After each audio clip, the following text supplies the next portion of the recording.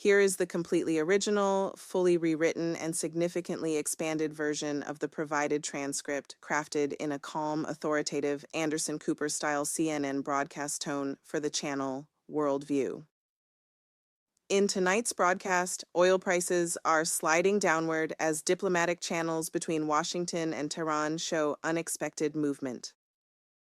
A major new trade agreement with India is announced from the White House. And the United States launches an ambitious $12 billion strategic stockpile aimed at breaking long-term dependence on Chinese critical minerals. These are the opening developments in what may become one of the most consequential weeks for American economic and national security policy in recent memory. Good evening. This is Worldview. Before we start, wherever you're watching or listening from, drop a comment, hit like, and subscribe to the channel. Today, we'll continue this conversation in the comments and respond to your questions. We begin this evening with a trio of closely linked economic announcements made earlier today from the White House. President Trump, speaking to reporters on the North Lawn, confirmed that he held an extended telephone conversation with Indian Prime Minister Narendra Modi. According to the president, the leaders covered a broad agenda: bilateral commerce, energy security, agricultural cooperation, technology partnerships, and, notably, ways to accelerate an end to the war in Ukraine. The most immediate outcome of that call is a new framework trade understanding between the United States and India. Under the terms outlined today, India has committed to phasing out purchases of Russian-origin crude oil and replacing a significant portion of that volume with supplies sourced from the United States and, under certain conditions, from Venezuela. In exchange, the United States will lower existing tariffs on a wide range of Indian goods from the current 50% level down to 18%. Indian authorities, for their part, have agreed to eliminate tariffs, bringing them to zero on a corresponding list of American products. President Trump described the arrangement as mutually beneficial and suggested that India intends to commit more than $500 billion over the coming decade to joint ventures in American agriculture, advanced manufacturing technologies, and clean coal projects. Administration officials say detailed implementation agreements are already being drafted and could be signed within the next several weeks. The second major announcement concerns critical minerals, the raw materials essential to batteries, semiconductors, defense systems, renewable energy infrastructure, and much of modern high-technology manufacturing. The president introduced Project Vault, a $12 billion national strategic reserve for key minerals. The initiative will be capitalized with $10 billion in financing channeled through the Export-Import Bank of the United States and an additional $2 billion from private sector partners. The stated goal is straightforward: to ensure that American industry is no longer vulnerable to supply disruptions or price manipulation originating from a single dominant foreign supplier, in this case, China, which currently controls roughly 80 to 90% of global refining capacity for several of the most important rare earth and battery-grade minerals. The president drew a direct parallel to the long-established Strategic Petroleum Reserve, arguing that just as the nation maintains emergency oil stocks for energy security, it must now do the same for the materials that power both civilian industry and national defense. He emphasized that the financing structure is designed to be self-sustaining. Interest payments on the loans, he said, would ultimately generate a return for taxpayers rather than represent a permanent cost to the Treasury. These two announcements arrive against the backdrop of another developing story: renewed diplomatic engagement with Iran. The president stated that senior-level nuclear negotiations with Tehran are scheduled to take place this Friday. He described the Iranian side as negotiating seriously for the first time in several years. At the same time, he cautioned that the United States maintains significant military assets in the region, big ones, the biggest and the best, in his words, and reiterated two non-negotiable red lines. Iran must not develop or acquire a nuclear weapon, and it must halt what he described as the violent repression of domestic protesters. Only days ago, the Treasury Department imposed fresh sanctions on several senior Iranian officials, citing their roles in suppressing anti-government demonstrations and in systemic corruption. Administration officials say those measures were intended to strengthen the U.S. negotiating position ahead of Friday's talks. We turn now to the Middle East, where military activity continues despite several fragile ceasefire understandings. Israeli forces conducted airstrikes today against multiple Hamas targets inside the Gaza Strip and against Hezbollah positions in southern Lebanon. Israeli military spokespersons stated that both organizations had violated existing truce terms. In Gaza, ground units located and dismantled an underground tunnel complex that contained weapons caches, rocket-propelled grenades, explosive devices, and living quarters used by militants.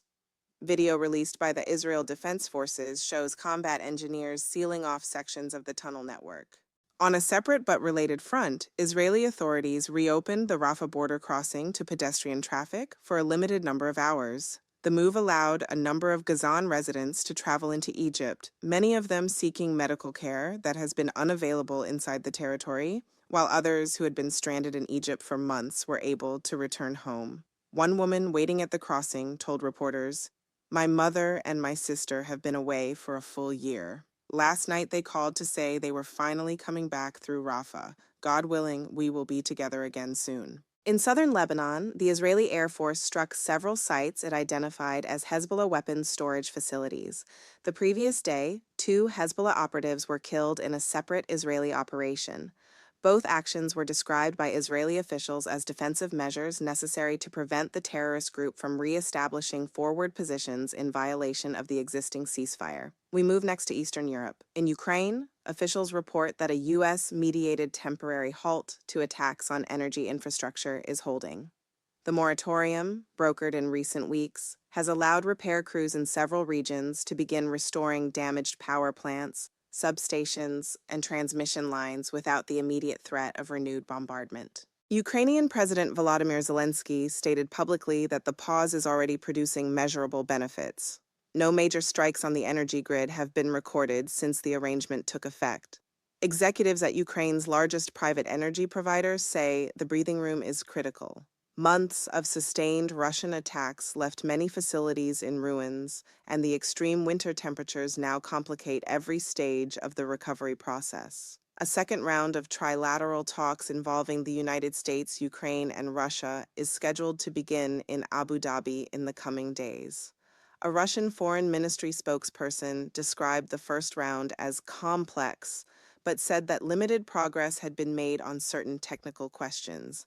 He stressed, however, that significant differences remain and that no comprehensive breakthrough should be expected in the immediate future. Tragically, violence continued elsewhere on the ground. A Russian drone strike targeted a civilian bus in the city of Dnipro, killing at least 15 people, most of them employees of a regional energy company. Local authorities also reported damage to residential buildings and private vehicles in another community in central Ukraine. Here at home, the partial federal government shutdown that began over the weekend appears to be nearing an end. The Senate late last week approved a funding package that would keep nearly every federal agency operational through the remainder of the fiscal year. The one exception is the Department of Homeland Security, which would receive only a 2-week continuing resolution while negotiations continue on immigration enforcement policies and oversight measures.